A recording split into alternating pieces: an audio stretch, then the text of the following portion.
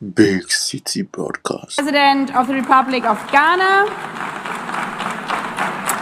I request protocol to escort His Excellency and invite him to address the Assembly.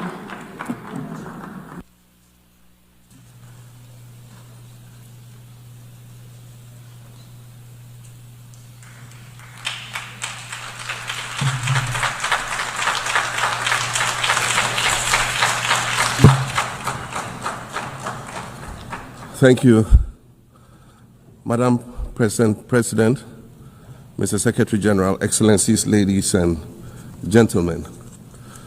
At this 80th session of the United Nations General Assembly, I'd like to speak about Africa's role in the future of this organization.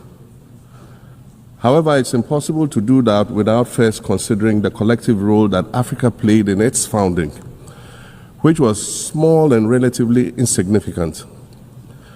Of the 51 member states involved in the founding of the United Nations in 1945, only 4 were African: Egypt, Ethiopia, Liberia, and South Africa.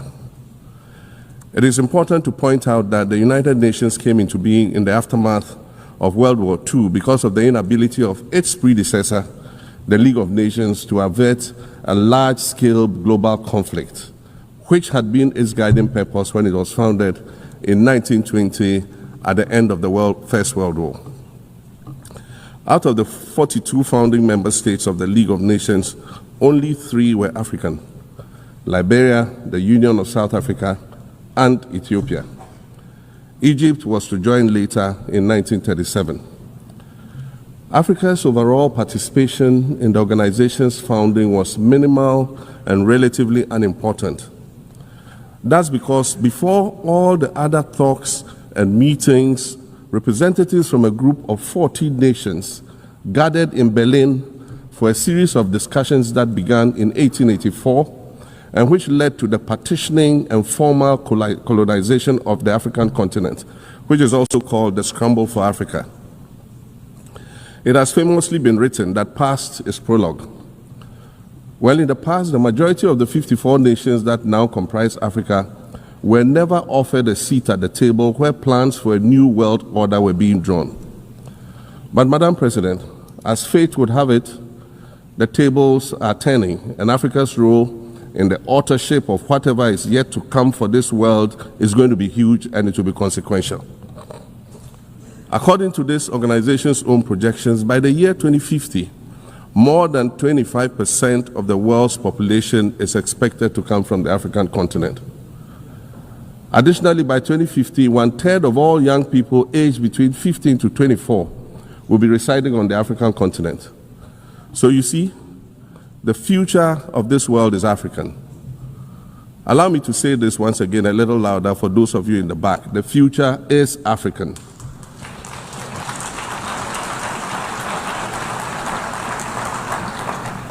Already today, Africa is a catalyst for human potential and development, as well as for economic reform and ecological stability. Africa is a catalyst for systemic change.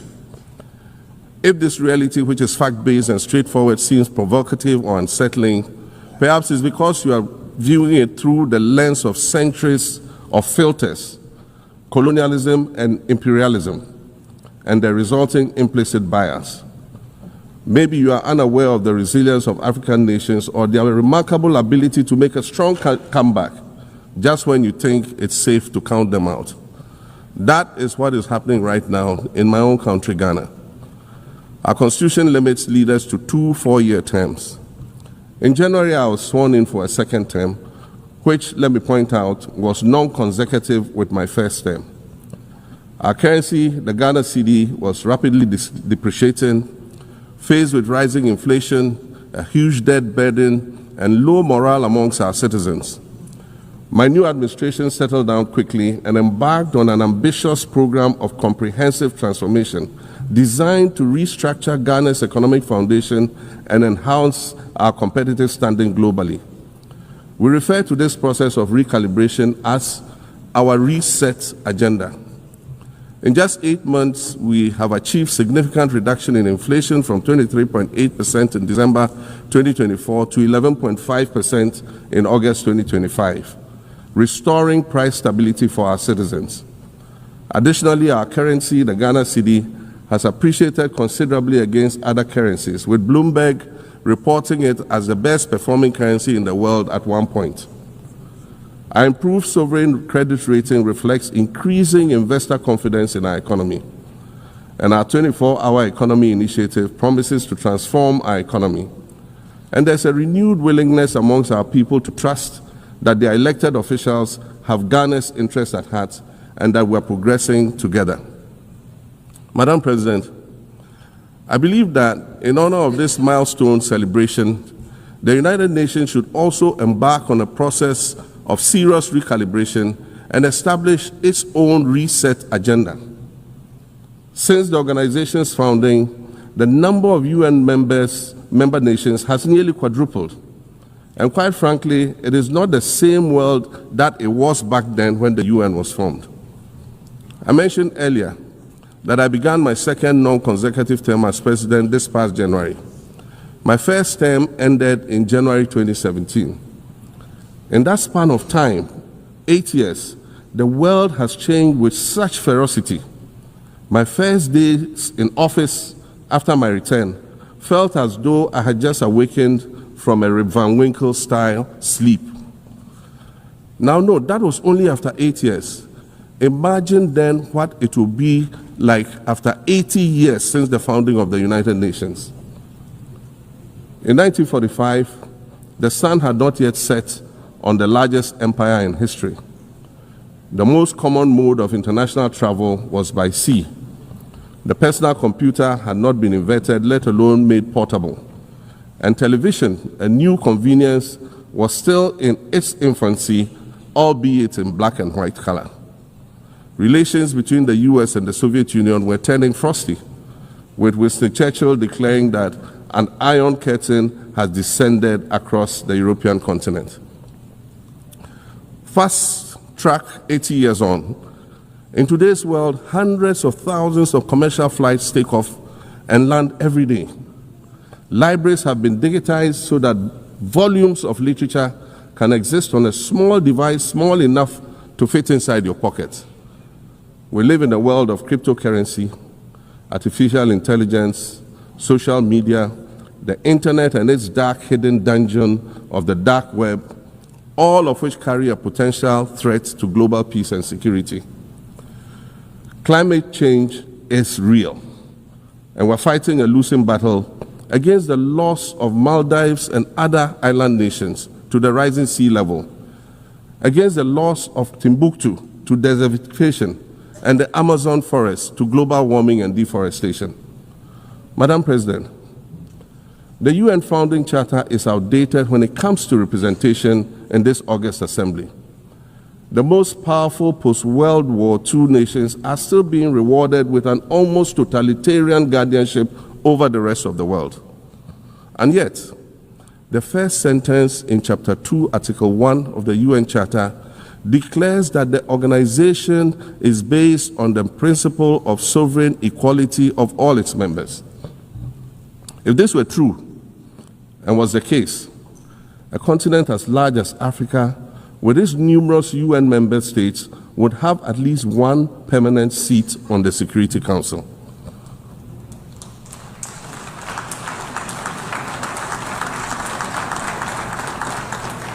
Furthermore, we believe that veto power should not be restricted to only 5 nations, nor should it be absolute. There must be a mechanism in this House for the General Assembly to challenge a veto. No single nation should be able to exercise an absolute veto to serve its own interests in a dispute. In 1995, during the 50th anniversary of the United Nations, Nelson Mandela stood in this very spot, and he said, "The United Nations has to reassess its role, redefine its profile, and reshape its structures. It should truly reflect the diversity of our universe and ensure equity among the nations in the exercise of power within the system of international relations in general and the Security Council in particular. I close quotations. 30 years later, we African leaders are still making the same simple request for a permanent seat on the Security Council with the power of a veto. So today, Madam President, I stand here in this exact spot and ask the world, if not now, then when? We demand not only a reform of the Security Council, but also a reset of the global financial architecture, which is currently rigged against Africa. Africa must have a greater say in the world's multilateral financial institutions. And while I'm making requests, I'd like to call for the removal of the blockade on Cuba. As Dr. Kwame Nkrumah, our nation's founder, famously said, we seek to be friends with all and enemies to none. The Cuban people shed their blood on African soil in the fight against apartheid. And indeed, Cuba has been and continues to be a faithful friend of Africa.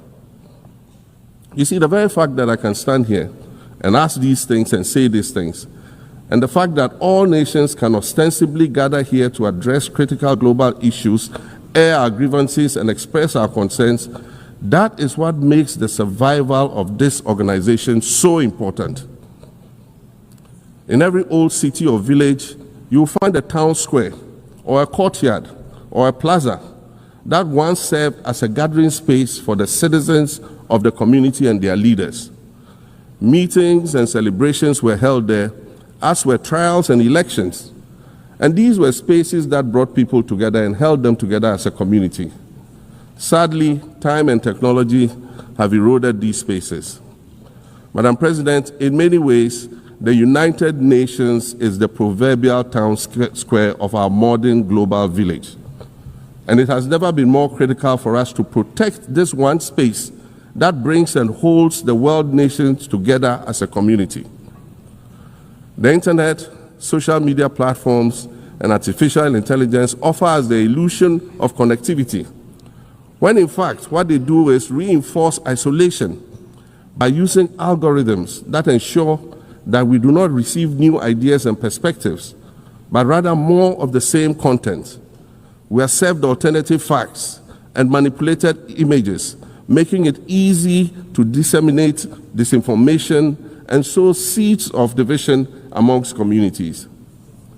Madam President, these are dangerous times. Our world is currently experiencing a rise in nationalism and economic instability. There's a general breakdown of multilateralism. Various acts of aggression have been committed against the sovereignty of others, and nations are attempting to circumvent the very safeguards that were put in place to prevent large-scale global conflict. These conditions are all too similar to the ones that led to the League of Nations' failure in fulfilling its mandate.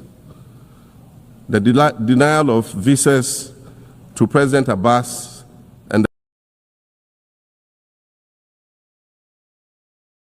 Palestinian delegation sets a bad precedent and should be deeply worrying to all member nations of the United Nations.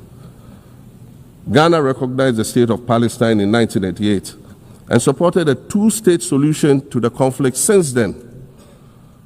And I say, contrary to the claims of some, a two-state solution would not be a reward for Hamas. It would rather be a reprieve for the hundreds of thousands of innocent women and children and people who are facing collective punishment and forced starvation for no reason other than the fact that they are Palestinian. For nearly 2 years and for the fear of reprisals, we here in this General Assembly have been playing hide and seek with language to find the right words to help us avoid or excuse what we all know is taking place in Gaza. But here's the thing, it doesn't matter what you call it. If it looks like a duck, it swims like a duck, and quacks like a duck, well, then it must be a duck. The crimes in Gaza must stop.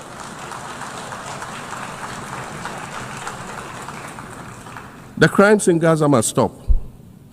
Madam President, I also want to draw particular attention to the conflict in Sudan, which this body has described as the world's largest humanitarian crisis. 12 million people have had to flee their homes. And when we speak of migration, we refer to the 12 million new Sudanese refugees, whom we as a global community should be willing to assist in much the same way that many member nations readily assisted new refugees coming out of Ukraine.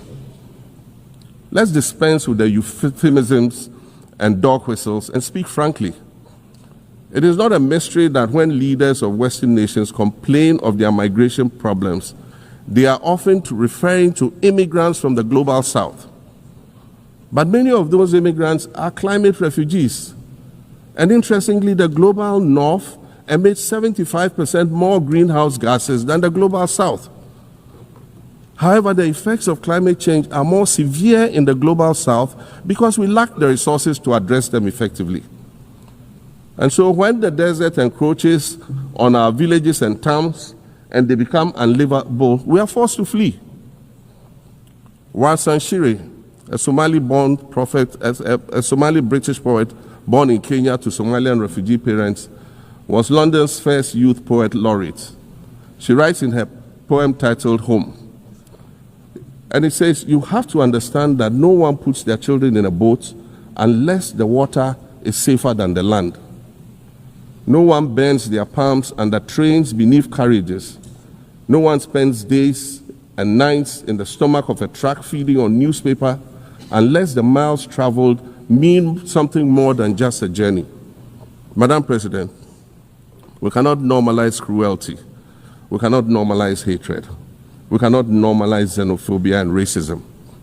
If we're going to tell a story, let's not tell it slant. Let's tell all the truth. When we speak of migrants, we speak of Mami Ewusi Mensah Frimpong, a judge on the U.S. District Court for the Central District of California. She's the first black female judge on any of California's 4 federal district courts. She was born here in America to immigrant parents from Ghana. We speak of Peter Bosman, a medical doctor in Ghana who moved to the town of Piran in Slovenia in the 1980s and later became the first black mayor of Piran, the first black mayor in Slovenia and in the whole of Eastern Europe. We speak of T. Michael, the iconic Ghanaian Norwegian artist and designer. And of course, we speak of the late Kofi Annan, former United Nations Secretary General.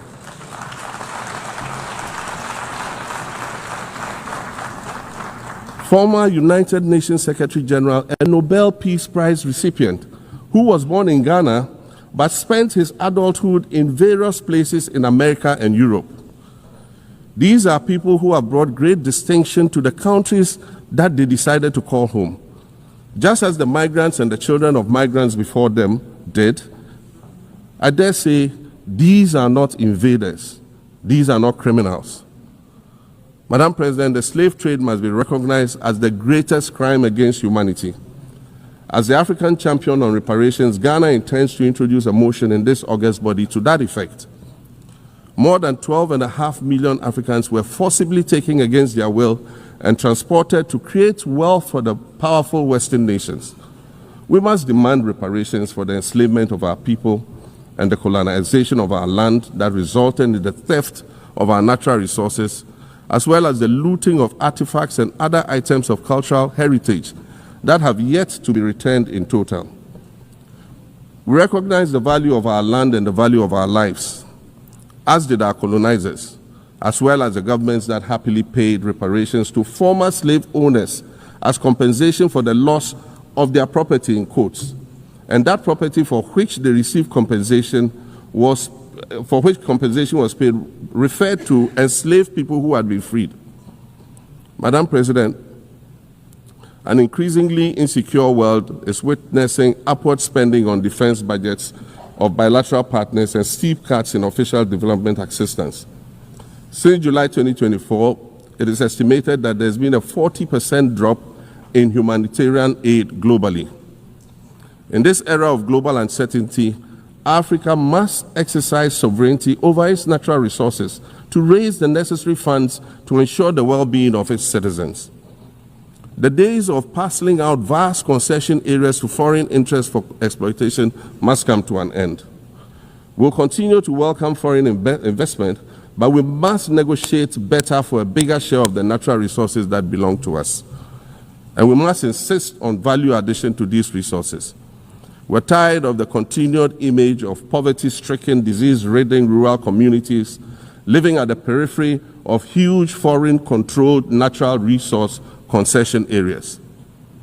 We're tired of having people extract the most they can from us and in return offer us the very least by way of respect, consideration, and dignity. We're tired of not being represented in ways that reveal the richness and complexity of our history or acknowledge all that we have overcome to arrive here in this liminal space of untold possibilities. Allow me to echo the Indian-American writer Arundhati Roy, who wrote, "Another world is not only possible, she is on her way. On a quiet day, I can hear her breathing." I want to add that for the sake of Africa, and quite selfishly for the sake of my 18-year-old daughter, I hope that this new world that is arriving is a place of safety and equality for women and girls. To succeed, we must empower everyone, including women and girls, to reach their full potential. In closing, Madam President, I'd like to congratulate you on your election to preside over this historic 80th General Assembly and on being the 5th woman to hold this distinction. I'd also like to congratulate Her Excellency Nana Jane Opoku-Agyeman on being the first woman Vice President of Ghana.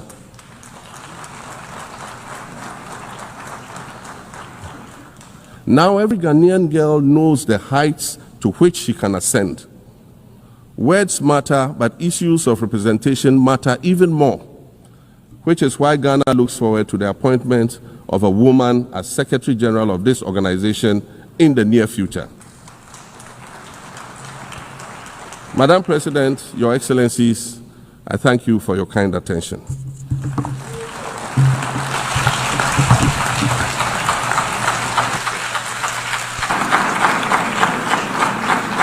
On behalf of the General Assembly, I would